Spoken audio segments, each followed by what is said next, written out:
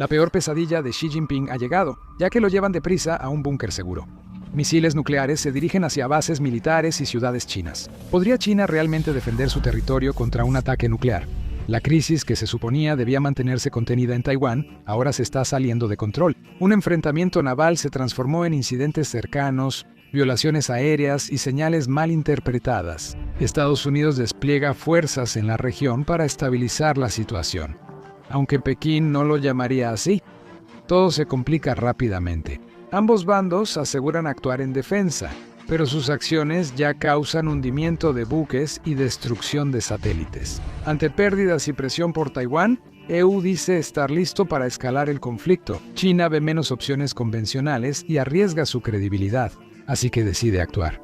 Pekín no puede aceptar las condiciones de Estados Unidos. Las armas nucleares no se usan para ganar guerras, sino para sacudir el sistema y forzar decisiones.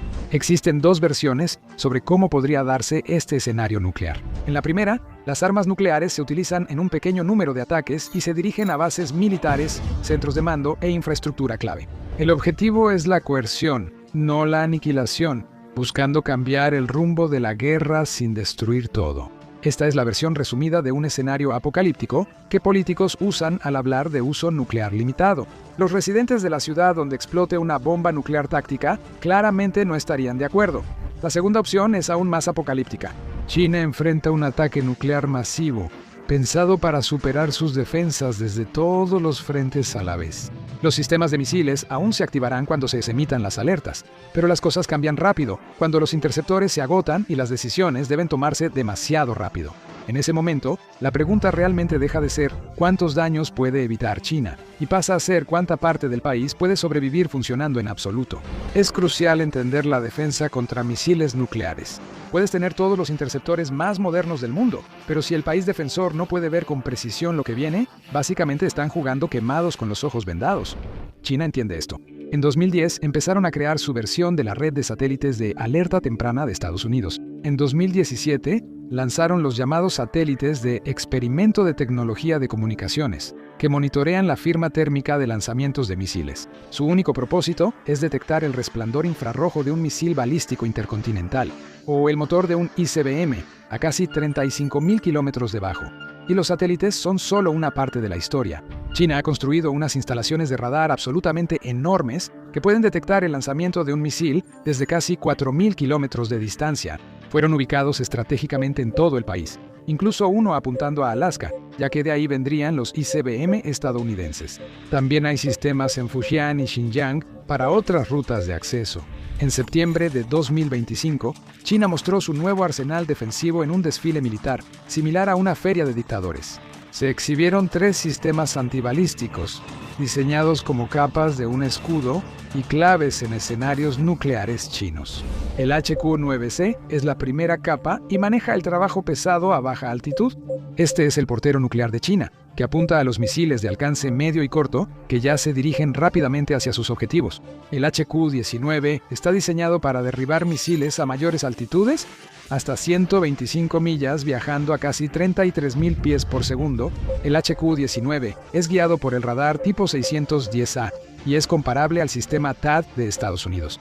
Puede alcanzar misiles balísticos de 1.800 a 2.500 kilómetros cubriendo la mayoría de amenazas regionales. El HQ-29 es la joya de la tríada de defensa china. Es un interceptor exoatmosférico que opera fuera de la atmósfera, atacando misiles en la fase de medio curso a más de 93 millas de altura, a diferencia de los interceptores terrestres de EEU. En silos fijos, el HQ-29 es móvil y montado en vehículos lanzadores. Puede desplegarse donde se requiera. En teoría, todo es bastante impresionante. Una defensa en capas que combina satélites de alerta temprana, enormes radares terrestres y 3 niveles de misiles interceptores. En teoría, China tiene una de las redes antimisiles más avanzadas del mundo. Una auténtica cúpula dorada que provoca envidia, especialmente en Estados Unidos. Sin embargo, la realidad y el papel son distintos. Veamos cómo resiste cuando los misiles vuelan, empezando con el primer escenario. Esta es la versión de la guerra nuclear que todos esperan que termine aquí, porque la otra acabaría con el país. En algún lugar del Pacífico, 2 submarinos clase Ohio de EEIA-UNFU están en alerta máxima, listos para lanzar. Cada uno tiene 20 misiles Trident II. Cada misil tiene 6 ojivas nucleares, o sea, 240 ataques posibles de 2 submarinos invisibles. Por suerte, sus órdenes no buscan un apocalipsis. Sin embargo, al transmitir el mensaje de sus superiores, podrían ser quienes derriben la primera ficha de dominó. El objetivo es usar de 15 a 20 ojivas nucleares para inutilizar la capacidad de China de contraatacar cerca de Taiwán, no destruir su civilización. Es una distinción importante. La lista incluye lugares clave que China no quiere perder, como el búnker de mando de la Comisión Militar Central cerca de Pekín, donde deciden sobre lanzamientos nucleares. El campo de misiles DF-4-1 ubicado en Gansu y Heilongjiang alberga los hilos de misiles balísticos intercontinentales terrestres de China. Y luego, la base naval de Longpo en la isla de Hainan, que resulta ser el puerto base de muchos de los submarinos de misiles balísticos clase Jin de China, cada uno equipado con una docena de misiles nucleares propios. Agrega sitios de almacenamiento de ojivas en zonas remotas y radares de alerta temprana. Así tienes objetivos para paralizar la capacidad de contraataque de China. Las ojivas que usarían los estadounidenses son Dubebu 88 de 475 kilotones cada una. Para que te des una idea, la bomba que convirtió Hiroshima en un campo de cenizas fue de 16 kilotones. Estas son 30 veces más poderosas. El tiempo de vuelo desde el lanzamiento hasta el impacto es de solo 25 minutos. En el momento en que esos misiles Trident estadounidenses rompen la superficie del océano, los satélites chinos que orbitan la Tierra detectan las firmas infrarrojas de los motores de los cohetes. Es realmente inevitable. El misil se lanza como si encendiera 20 bengalas gigantes en la oscuridad. Las alertas se difunden en redes militares y China responde. Fase más peligrosa de un intercambio nuclear: la ventana de decisión. Inicia con pocas personas observando una pantalla. En la base 37, instalación de conciencia del dominio espacial de China, los operadores ven trayectorias en sus monitores. Confirman en 60 segundos que no es simulacro ni falla. Las amenazas son reales y serias. El liderazgo chino debe decidir si esto se controla o se desborda. Lanzan un ataque de advertencia, arriesgándose a una guerra nuclear total si el ataque realmente está contenido, o esperan, arriesgando la pérdida de centros de mando y comunicaciones. Los comandantes deben decidir qué defender con interceptores limitados. Silos de misiles en Pekín, bases de submarinos. No todo se puede proteger. Un interceptor lanzado deja otro objetivo vulnerable: los radares terrestres. Tipo 610A detectan misiles al ascender sobre la atmósfera. Los sistemas informáticos calculan trayectorias y determinan el destino de cada ojiva. Los objetivos pronto se identifican: infraestructura de mando, no ciudades. Esto es lo que los estrategas llaman un ataque de contrafuerza, dirigido a decapitar las capacidades militares. Los sistemas de defensa civil se activan. Las megaciudades chinas modernas ofrecen poca protección. Los refugios suelen estar desactualizados, lejos o inaccesibles. Evacuar a millones en poco tiempo es imposible.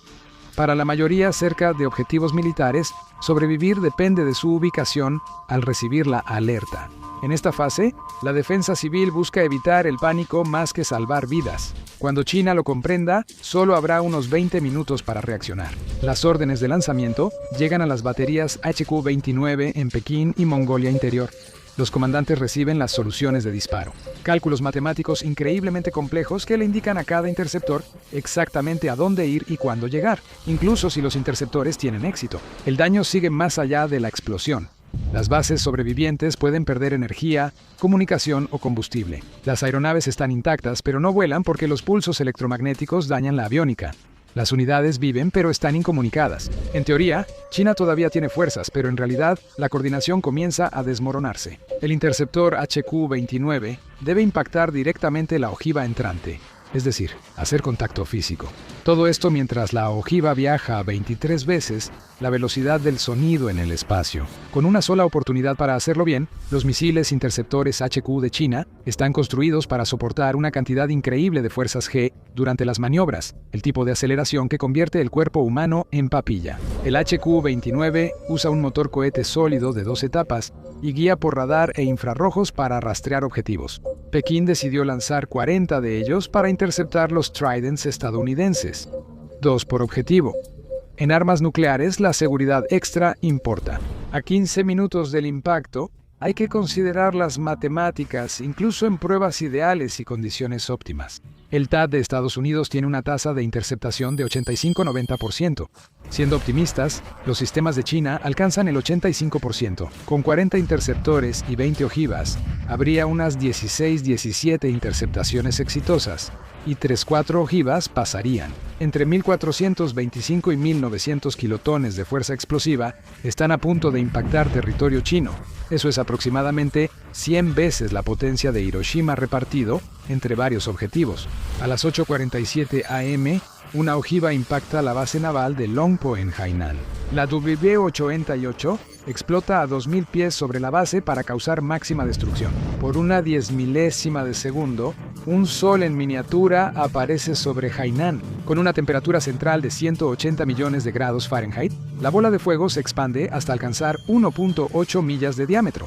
Todo lo que está dentro de esa esfera deja de existir al instante. Los edificios se vaporizan, las personas quedan en plasma y la onda expansiva acelera. A 620 millas por hora, destruye refugios de concreto para submarinos. 4 de 6 submarinos clase Jin de China están en el puerto en mantenimiento. Los 4 son destruidos al instante, junto con 48 misiles nucleares causando entre 15.000 y 25.000 bajas militares y civiles. La radiación térmica inicia incendios en un radio de 9 millas. El pulso electromagnético destruye dispositivos electrónicos sin protección en el sur de Hainan. Y eso es solo el primer ataque. Pero esto es crucial. Pero aún había 2 submarinos clase Jin en el Pacífico cuando esto pasó, escondidos en las profundidades. Siguen activos y con sus misiles. La capacidad de segundo ataque de China sigue intacta. Una segunda ojiva impacta un complejo de silos de F-41 en Gansu con una explosión superficial. Diseñada para excavar profundamente, penetra 30 metros en la tierra antes de detonar, canalizando la máxima fuerza hacia abajo en los silos reforzados. Los silos de misiles balísticos intercontinentales chinos están separados por varios kilómetros específicamente para evitar que una sola ojiva destruya múltiples objetivos.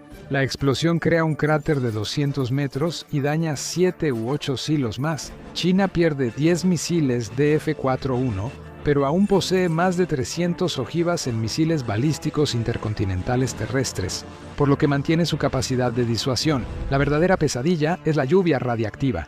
La tierra vaporizada en la explosión se contamina con isótopos radiactivos que se desplazan hacia el noreste y depositan dosis letales de radiación en cientos de millas cuadradas durante las próximas 48 horas.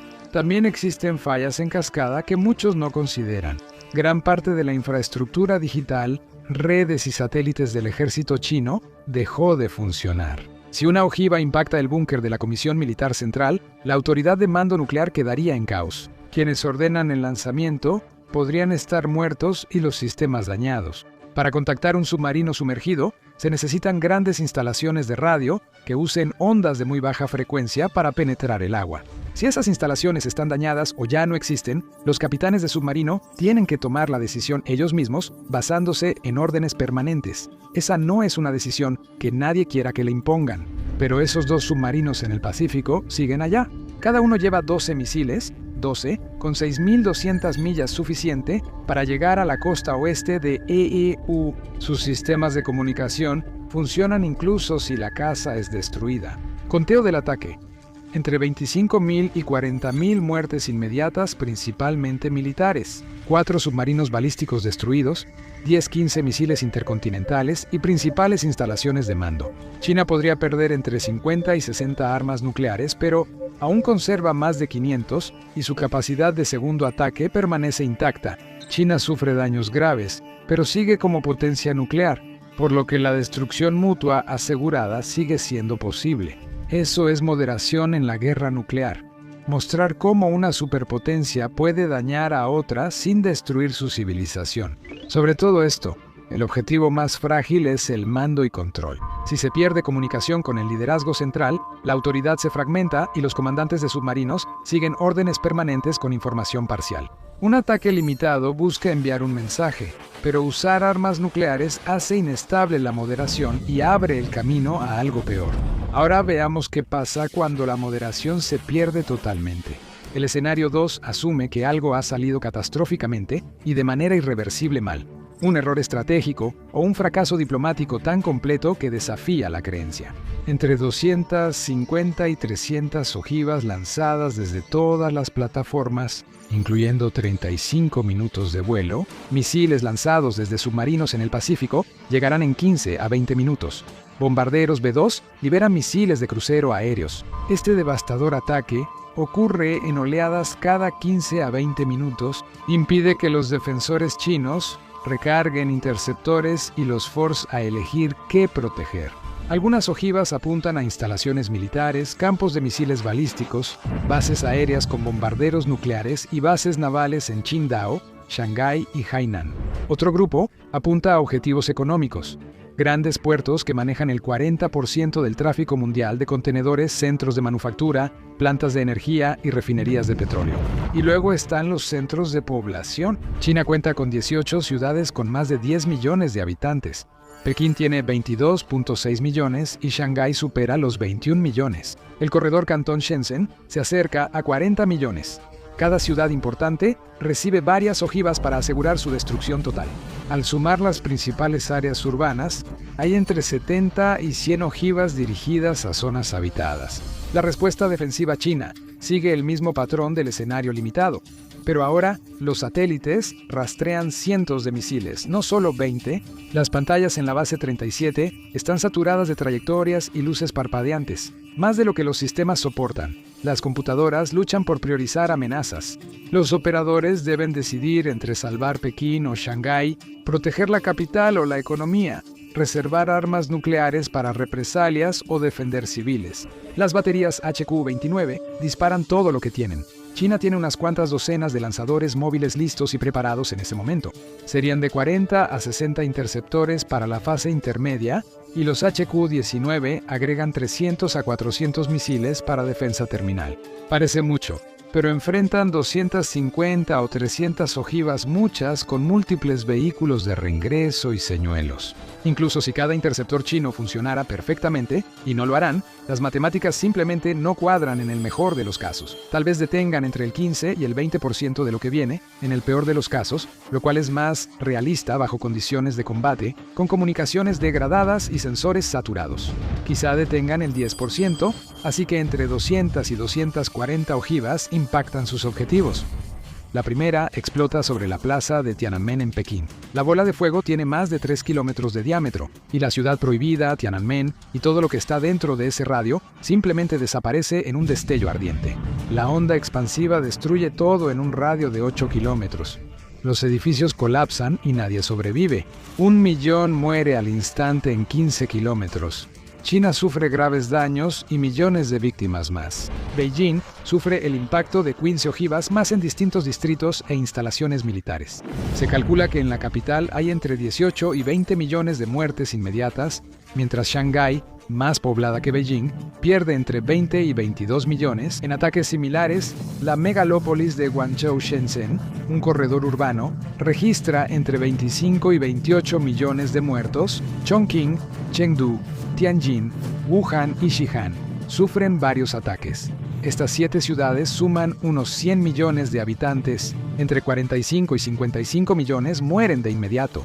En total, serían de 110 a 130 millones en las primeras 24 horas. 1/3 de la población de Estados Unidos desaparecería.